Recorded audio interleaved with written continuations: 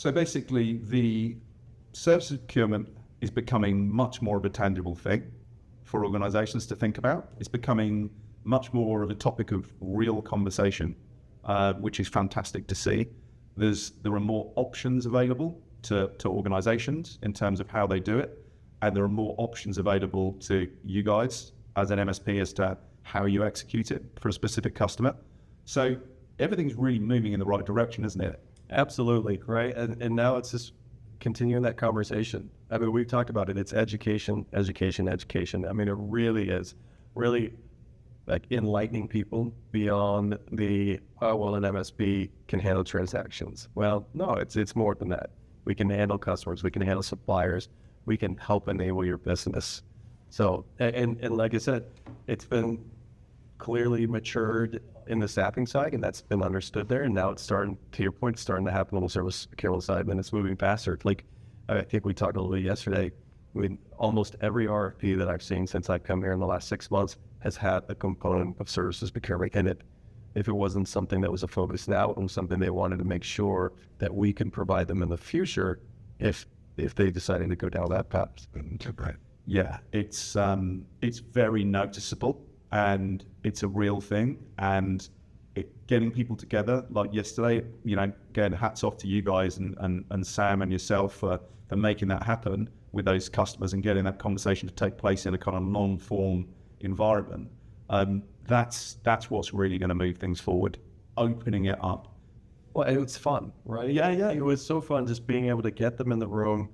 Like, I mean, for my part, I had, my part where I was just leading the discussion. I think I probably did maybe 10% of the time, which is the point, right? Because we're trying to bring peer groups together so they can talk about what they're doing within their company, the pain they're experiencing, how they're solving problems, or how they could possibly solve a problem over here with with one of the other companies. And it was fun to see. It was fun to see the excitement, right, and the engagement. So.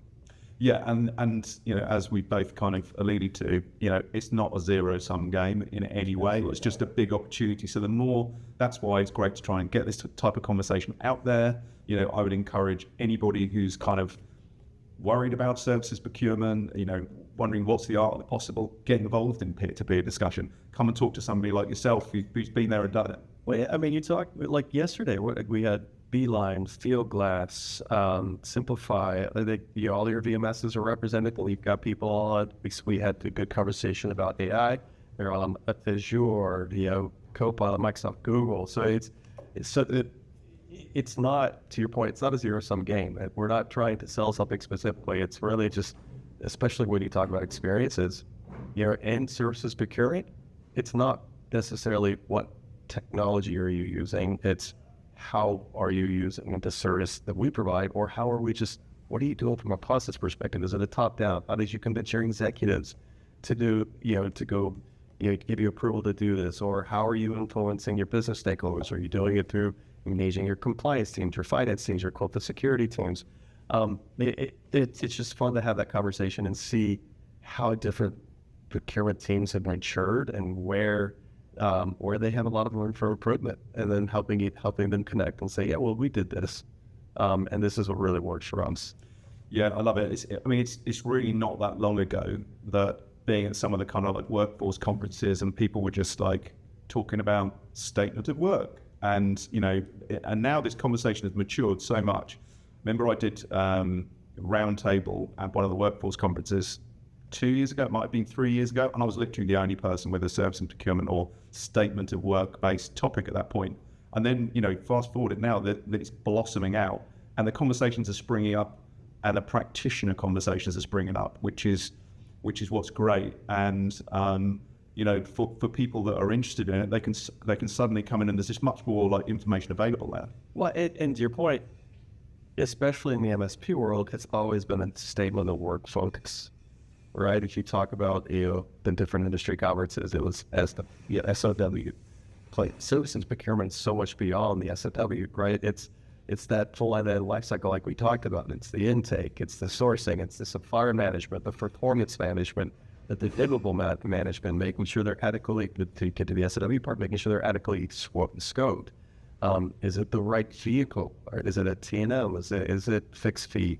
Or should it be stat log? Or should it be somewhere else? So it starts even moving into that broader total talent conversation as well, right? So it's like, it's you're getting more people coming to the table with an interest because they're realizing they are part of that process, right? I mean, total talent, I feel like total talent failed for so many years because you didn't have HR talking to procurement and talking to the business, right? So it's a three-legged stool, and if any one of those is missing, it's going to fail every time.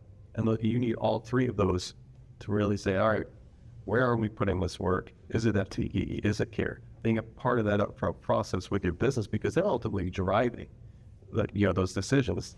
They're saying, this is the work I need. This is how I'm defining it. All right, it's a 5-year time frame.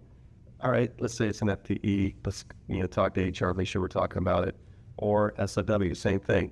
We think it's going to be a 3-year time frame. Well, but is it a skill that we think that would persist in the business that we need beyond? You need somebody challenging back, saying, doesn't necessarily should it be an SOW? No, we might actually need an FTE for this to do the work, because even though it might be a 2 to 3 year project, that skill set's still going to be needed for more projects that you have afterwards.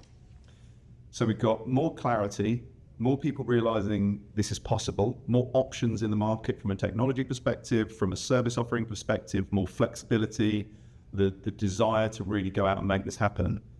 It's exciting times, isn't it? It feels like a let's go moment. And certainly the last couple of days here in New Orleans has been fantastic for that, and a really great coming together of people talking about these subjects.